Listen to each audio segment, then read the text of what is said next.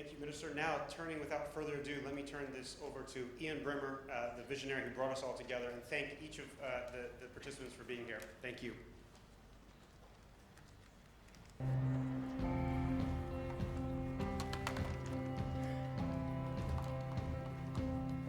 It's wonderful to see all of you here. My thanks, of course, to my good friend and co-conspirator, Nakanishi-san from the Keidan-ren. It's not really a GZERO Summit if he's not here. To Minister Kajiyama, who was game, despite a very short period of time in his new position, to take on the challenge of opening this up. And of course, Mehdi has been critical in the strategy of Japan playing a greater role in the GZERO world. And of course, Prime Minister Abe for that message kicking us off. I do have to say that as someone who has watched all of these G7 and G20 summits occurring with no positive result, at least at the GZERO Summit we can be honest about it. Right? One other thing I would say is, for those of you that don't know, I actually, personal note, I turned 50 last week. So, incredible. So I feel like finally I can actually be a functioning member of Japanese society. I hope that you'll all accept me as a consequence of that. It's been a while. But this is a serious moment for the world, and a serious moment for Japan. And let me tell you why with what I think is the most dramatic change, which is that China has made its decision. Beijing is now building, for the first time, a separate system of Chinese technology. Its own standards and infrastructure and supply chains to compete with the West. Make no mistake.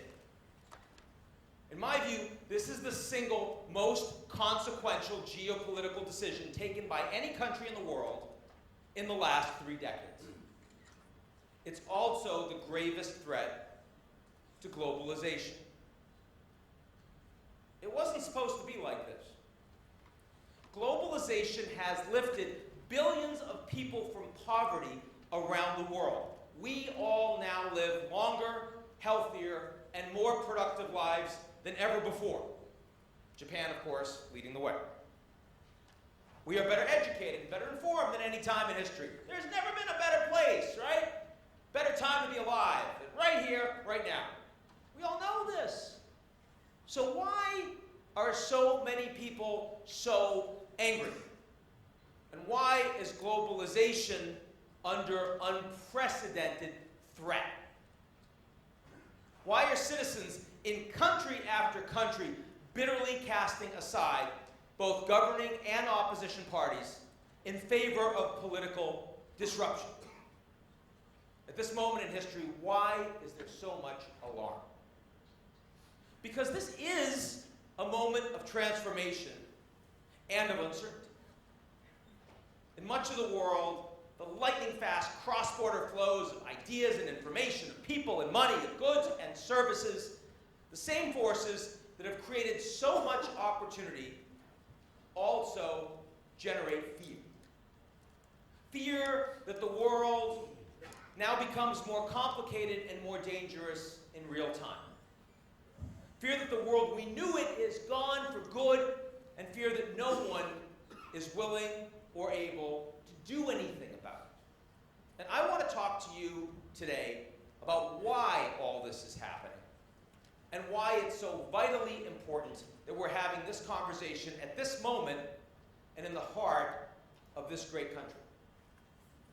Japan, of course, is both blessed and burdened by its unique place in the GZERO world.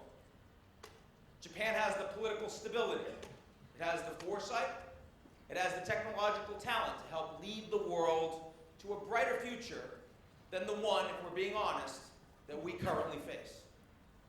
We all have reason to hope that Japan's leaders, its companies, its political will, and most importantly, its citizens will help lead the transition toward a new order.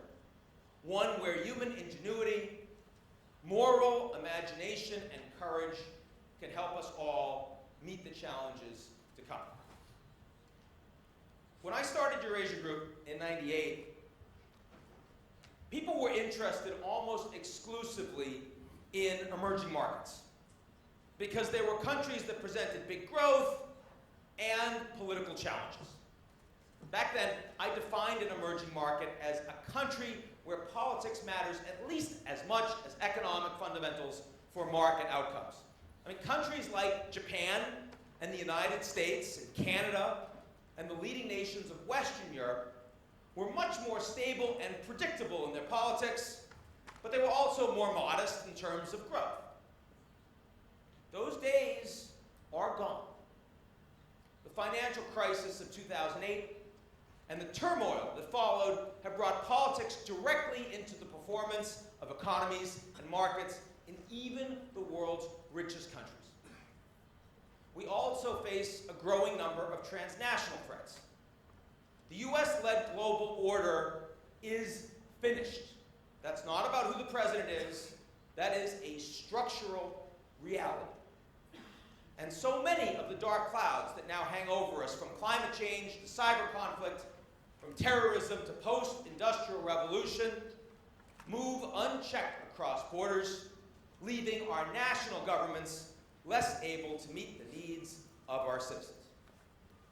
Today, it's not economics, but geopolitics that's become the main driver of global economic uncertainty. For the first time in my lifetime, the world has entered a geopolitical recession. Not a boom, but a bust cycle for the international system and for relations among governments. This is a time when the alliances and institutions and the values that bind them all together are coming apart. From a historical perspective, geopolitical recessions are both rarer than economic recessions, but they're also longer lasting. And I do believe we'll be living in this geopolitical recession for at least a decade to come.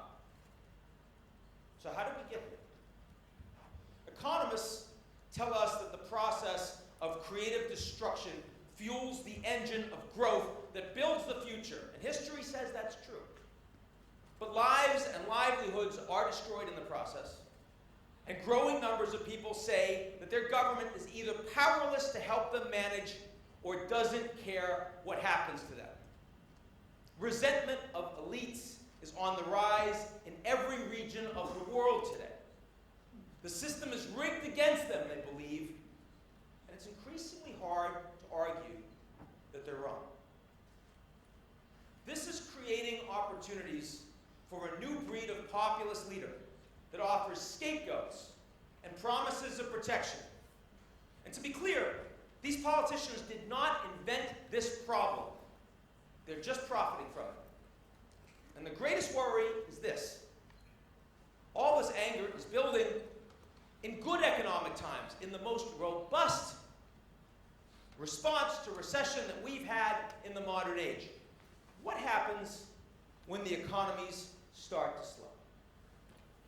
History shows us that governments that are unpopular at home are more likely to make trouble abroad, especially with their neighbors. They rally public support, and they divert attention from their domestic troubles. That breeds less trust among governments. The risk of misunderstanding rises. Accidents are more likely, and they're more likely when they happen to escalate toward conflict. There are three implications to consider.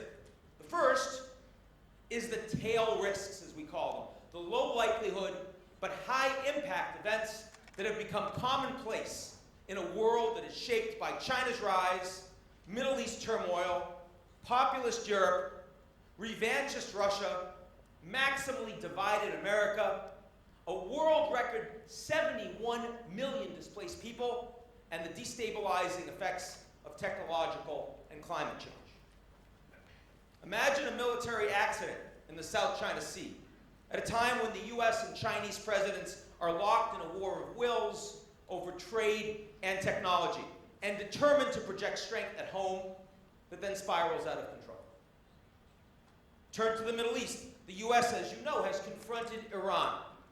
Since President Trump withdrew unilaterally the US from the Iranian nuclear deal and then reimposed sanctions, Iran's economy has deteriorated, contracted by 10%. They have then taken bold action, including a strike on the heart of Saudi oil infrastructure. Washington responded by sending troops to Saudi Arabia. That's a move you might remember that sharply increased the risk of terrorism in the United States just a generation ago. What if President Trump is defeated for re-election next year and North Korea's Kim Jong-un discovers the next US president won't accept his calls, won't do a summit? What provocative action might he take? What accidents might he risk? What if a debt crisis hits Italy, created when a future Italian government defies EU budget rules and creates a financial crisis too large for lenders to manage? Or a miscalculation in Ukraine pulls Russia into a shooting war? Or perhaps more likely, a US-Russia cyber confrontation around US elections hits critical infrastructure, creating a humanitarian crisis inside an American city.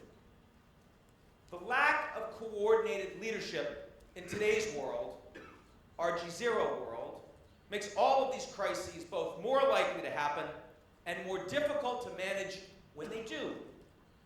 Individually, they're long shots. We wouldn't expect any of them, but collectively, they pose unprecedented danger. The second implication of the geopolitical recession is the breakdown of our international institutions. The tens of millions of displaced people around the world today create one of the most urgent and expensive problems that the United Nations has had to cope with in its history.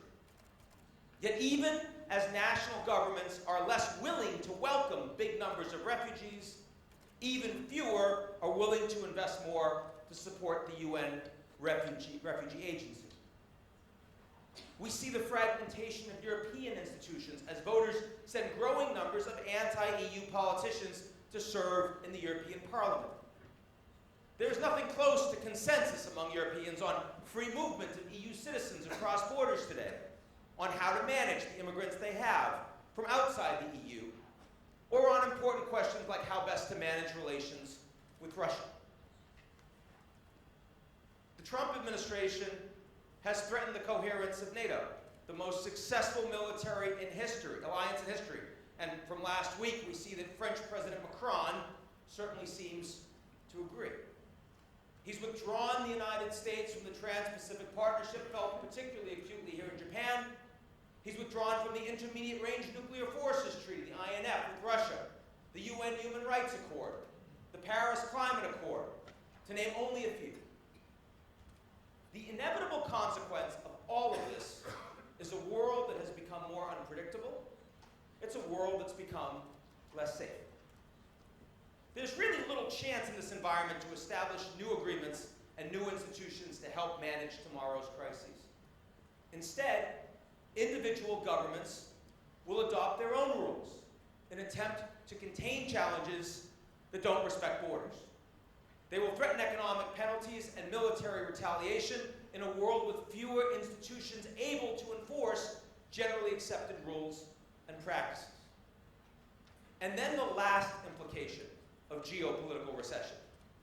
The weakness of today's international systems not only leaves the world more vulnerable to crisis, but less resilient when that crisis comes.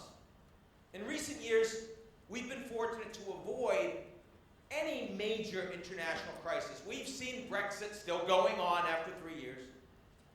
We've seen the election of Donald Trump, the growth of populism across Europe, Russia's bid to undermine Ukraine's sovereignty and independence, Xi Jinping's consolidation of power in China, a meltdown in Venezuela, and plenty of individual fires across the Middle East and now in democracies across the world. But we have not yet experienced anything during this period that poses a challenge to the international system. And the global economy has remained relatively robust.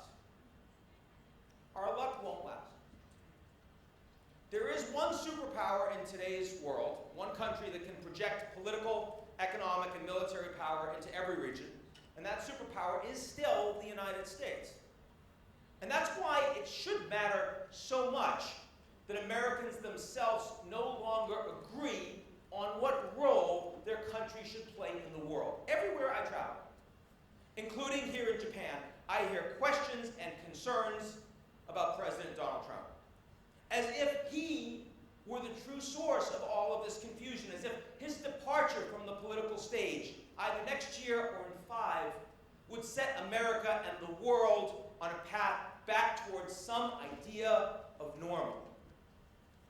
That's not going to happen, because Donald Trump is a symptom, not a source, of this anxiety and confusion. Yes, it is Trump who questions the value of NATO and whether U.S. troops should be stationed abroad. Trump is the one who suggests Japan and South Korea should develop nuclear weapons of their own. The one who has declared trade war on China while threatening Europe, Japan, Mexico, and even Canada. Honestly, who threatens Canada? It doesn't seem nice. But step back a dozen years and think about why Barack Obama was elected president in the US. It was after 8 years of George W. Bush's war on terror. It was Obama that promised to end the wars in Iraq and Afghanistan and not start new ones. Other Democrats, including Hillary Clinton, who ran against him, were tainted in the minds of many Americans by their support for the war on Saddam Hussein. Step back further. In 1992, Bill Clinton promised that the end of the Cold War meant the end for the US of Cold War burdens. Clinton promised a peace dividend, that money no longer needed to defeat the Soviets could instead be invested in strengthening America at home. Let's be honest. Americans don't want to run the world, and they haven't for a long time. With each passing year, there are fewer Americans old enough to remember the Cold War, to say nothing of World War II. In fact, there are now American soldiers on the ground in Afghanistan who weren't even born on September 11th.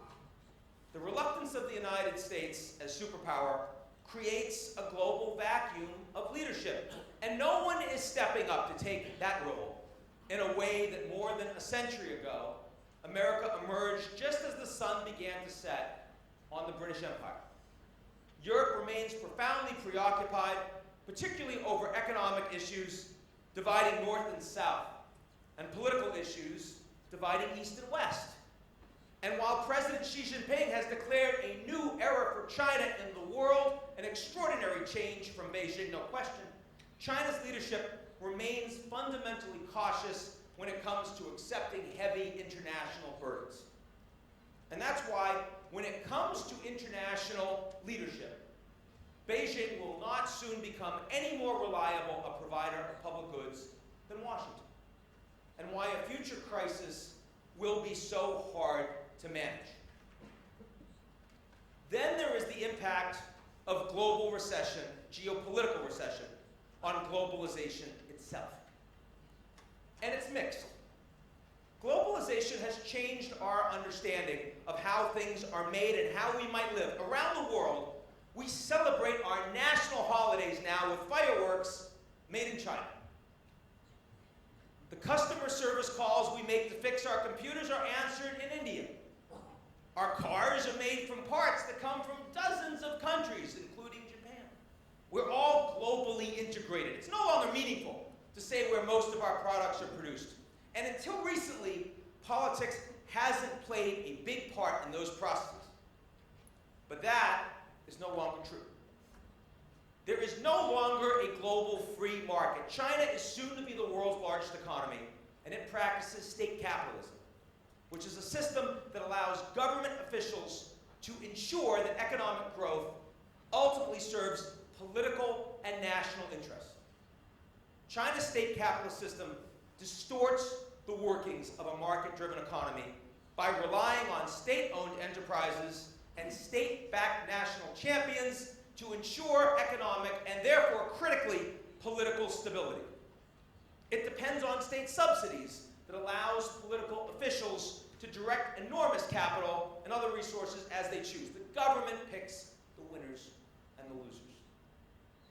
success of this system for China and the Chinese Communist Party is undeniable.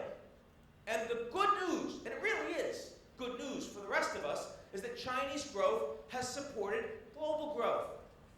Crucially, this hybrid global economy, the end of the global free market, does not end globalization. Both free market and state capitalist systems still enable goods and capital to move around the world. But the future of globalization is not so simple. Different parts of the global economy are adapting to the end of the US-led global order in very different ways. The marketplace for commodities, especially food, metals, and energy, is actually becoming more globalized. US and Chinese tariffs dominate the headlines for as long as they last, but the bigger story is the expansion of global commodity markets. New technologies are making energy production more efficient, and they're lowering costs at a faster pace than politics makes them higher. That's why even after a dramatic missile strike earlier this year against Saudi oil infrastructure took half of their oil offline, the resulting jump in oil prices left them at levels half of what they were in 2008. With more than 1 billion people entering the global middle class over the past 2 generations, and the pace of that growth driving globalization, the commodities market being more global will only continue.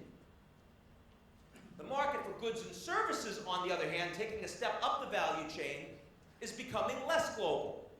And that's in part because the role of labor in production is shrinking dramatically. New technologies bring automation and machine learning into the workplace. Manufacturers want to produce where production is least expensive. That's not going to change. What has changed is the search for cheap labor, because the rise of the middle classes in all of these emerging markets all over the world has increased wages, giving producers better reason to automate production. Further, the growth in populism we've seen is being driven in part by anger over job losses. And that means that political officials are more likely to build barriers designed to protect local jobs rather than to restrict the flow of trade. These trends will shorten global supply chains for goods and services over time. It won't happen immediately because CEOs don't want to make difficult decisions until they think they have to. But as the global economy weakens, those executives will increasingly produce goods and services where the customers are, and the supply chains will pull back a bit. But finally and critically, as I said at the beginning of the speech, there is the global market for data and information. And this market is breaking in two. It is no longer global now. The World Wide Web was driven by a single set of standards and rules. With very few exceptions, one consumer had virtually the same access as another. That's gone. Today, China and the United States are building 2 distinct and competitive online ecosystems. That's true for the transformation of today's internet, but also for the Internet of Things. The American tech ecosystem, with all its strengths and all of its shortcomings, is built by the private sector and loosely regulated by the government. The Chinese system is dominated by the state. That's true for big data collection. It's true for the development of artificial intelligence. It's true for the rollout of 5G cellular network technology, and for defense and retaliation against cyber attacks. And this leaves us with a very big question that we're going to be exploring on the first panel, which is where exactly will the new Berlin Wall stand? Because we're building it. Where will we find the boundary between one technological system and the other? Will Europe align with the United States? Or will the EU fragment into individual decisions taken by individual countries? How about India? South Korea, critically? Brazil? What pressures will Japan face? There's another fundamental question, which is about the United States. Will the US-led data and information model continue to be driven by the private sector? It's not clear. Maybe future fears for national security allow for the creation of a tech-based military-industrial complex in the US, may be Amazon, most likely to be setting itself up to be the Lockheed Martin of the 21st century? The answers to these questions carry big implications. In the market for commodities, goods, and services, global players are competitors and potential partners. Each player wants more market share, but everyone benefits from an open trading system that creates opportunities for all of us. Trade wars can be launched to achieve goals, but it's not zero-sum. Business as usual promises something for everyone, and that's a critical support for global peace and global prosperity. This is no longer true in the data and information economy. Here, much as in the US-Soviet Cold War, the existence of two competing systems limits commercial opportunities and threatens all of our national security. Each side hoped-for outcome is the elimination of the other system. Which means we should now talk about China and the United States. What should the rest of the world want from China? I think we should want it to succeed. The world needs China to remain stable, productive, and increasingly prosperous to fuel global growth. We need China to play a constructive international role, even if for now it's a limited one. We need China to work with other governments to meet the challenges posed by poverty, conflict, public health risks, lack of education, lack of infrastructure, climate change, and even the advance of disruptive new technologies. And of course, we need these things from the United States too. The threat that China poses to the US is smaller than many in Washington believe. China has even less interest in going to war with the United States than the US has in going to war with China. China remains a regional and not a global military power. Economic independence, as I mentioned, will continue between the two countries. The ties are strong, despite concerted efforts on both sides to reduce economic vulnerabilities. The greatest source of US-China conflict comes from technology. And here, China is today a true superpower. Here there is a Cold War structure to the relationship that will affect every region of the world. Here the US has an interest in seeing China fail because China's technological development poses a foundational challenge to the values on which global stability and prosperity depend. This is a subject where America's Democrats and Republicans actually agree. Imagine that. The stakes are real. The idea of a splinter net, the creation of parallel technology ecosystems, is not just a threat to globalization, though it is that. It's also a competition that those of us who believe in political freedoms might actually lose. So what should we do? Let me offer two proposals.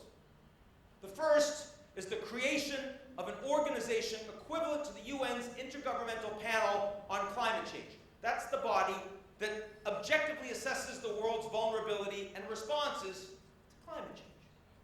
We need a similar group to establish ground rules for our digital world, the data and artificial intelligence that fuel it, and its future development.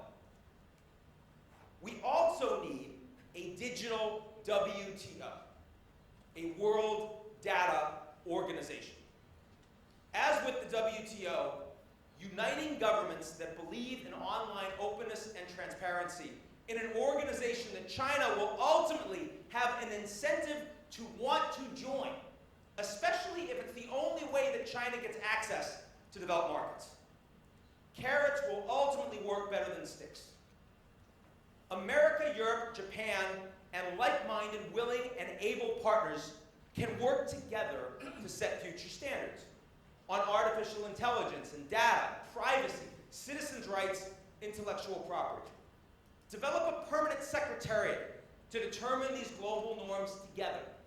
Develop a judiciary mechanism to enforce them. The Americans have the companies, the innovation, the startups, but the Europeans have the regulatory superpower that the US does not have. And Japan has the principal laboratory for a world that needs to see how AI can improve people's lives without destroying the foundations of capitalism. That is a strong combination. And that's how we can address the US-China technology Cold War. There is one area where Chinese cooperation with the West right now is more feasible, and that's combating the advance of climate change. What we need is a green Marshall Plan. We need a mainly Western-funded project that includes the best ideas of the private sector thinkers and the state-funded scientists from the West and China on how to make the policy changes and invent the technologies that clean the world's air and water and limit the damage inflicted by climate change. Right now in the US, we're talking about the Green New Deal, but it presupposes that the US can solve our own climate problems. We can't. China is the world's #1 emitter of carbon by a long margin. And China shares a strong interest, perhaps the strongest interest, in fighting climate change with the rest of the world. It's not just New York and Tokyo that face the coming storms and rising seas. It's Shanghai too. But to be clear, in a GZERO world, right now we are not heading towards either of those solutions. We're heading away from them. We have to be honest. So finally, I want to talk in my last few moments about a place that I think can make some differences, and that's Japan. I've believed for a long time, and my friend Nakanishi-san has already said this, that the GZERO Summit must take place in the great city of Tokyo. In the international drama I've described, the world needs Japan to play a unique role and a leading role. Japan is today, in a world where politics is driven by partisan grievance, the world's healthiest advanced industrial democracy. Japan has the strongest political leadership. If I said that 5 years ago, people would think I was insane. Despite the many controversies in Japanese life, this is the one country that has defied the global trend towards polarization. It's the fairest and most equal society among major industrialized nations. Japan's institutions have greater domestic political legitimacy than any other country. Many years of personal experience here have taught me that Japan's private sector is still innovative and dynamic. In a world where governments have repeatedly failed to protect the long-term security and prosperity of their citizens, Japan actually has a social safety net that works. And that's never been more important. Now, it's true Japan still needs the surge of talent, creativity, and hard work that comes from welcoming far more women into the workforce, including in senior positions. You'll see we've done a lot of that on the panels at the GZERO Summit. And yes, Japan's challenge of managing unsustainable public debt continues. But Japan's undeniable advantages will help this country offer the world much-needed leadership. Prime Minister Abe's recent engagement with political and business leaders in India and Germany, Iran, and many governments in Africa show the beginnings of what is possible if Japan seizes the chance to help the world meet the challenges I've been talking about. And because Japan has the opportunity, we should all recognize that it has an obligation. There are 5 areas I think Japanese leadership is most badly needed. Number 1, Japan can guide the world towards sustainable economic growth. The cost of growth at all costs has become shamefully obvious even if we don't admit it. The pollution of our air and water, the advance of climate change, the failure of governments to protect the social contract, all make clear the world needs sustainable capitalism. And Japan's quest for Society 5.0, one built on a foundation of machine learning and robotics and other innovations for enriching human lives, provides opportunity for Japan's government and industry to show us a way forward that won't take the world over a cliff. Number 2, Japan can boost cooperation and limit conflict between China and the US. No one has more of an interest to do this than Japan. These two countries occupy the center of our future international system, but Japan stands in a unique position to give each side more incentive to coordinate in areas where their interests coincide and to avoid the worst-case confrontations where they don't. Number 3, Japan can bolster multilateral institutions. I believe Japan should join the Asia Infrastructure Investment Bank and push to make that institution more central to China's Belt and Road. This would be good for Japan and Japanese companies and good for the world. And further, Japan should work to persuade America to join too.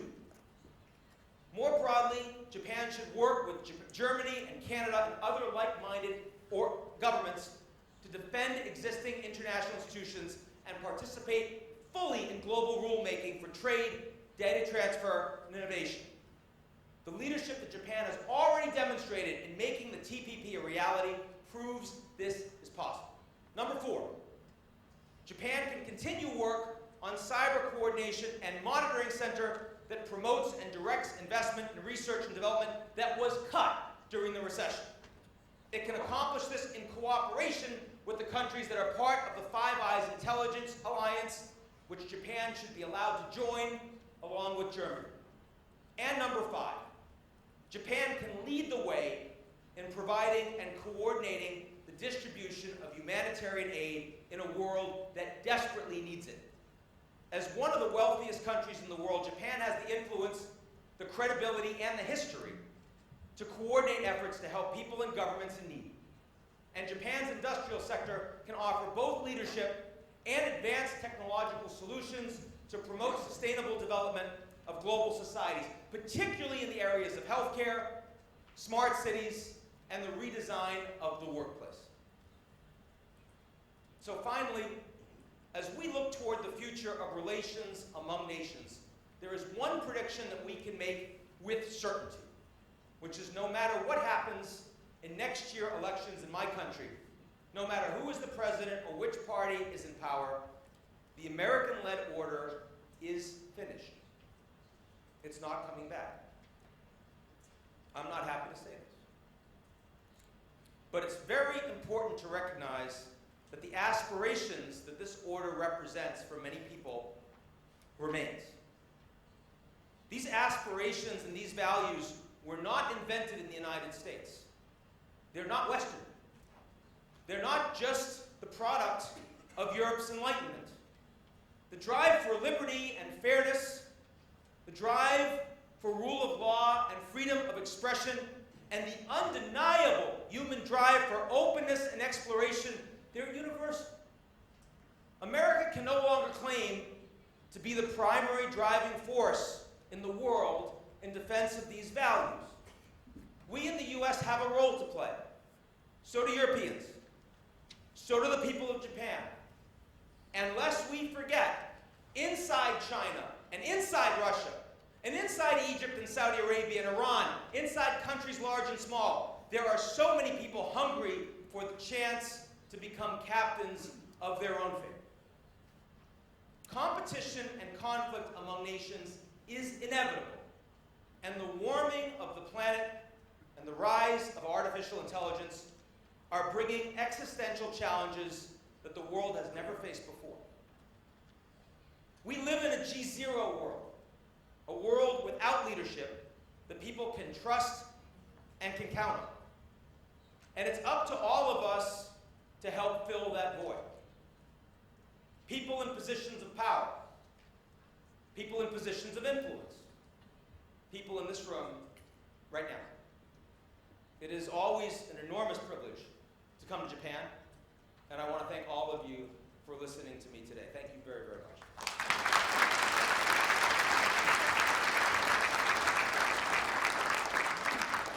Thank you, Ian. Before anybody gets up, we're going to put Ian right back to work. If I can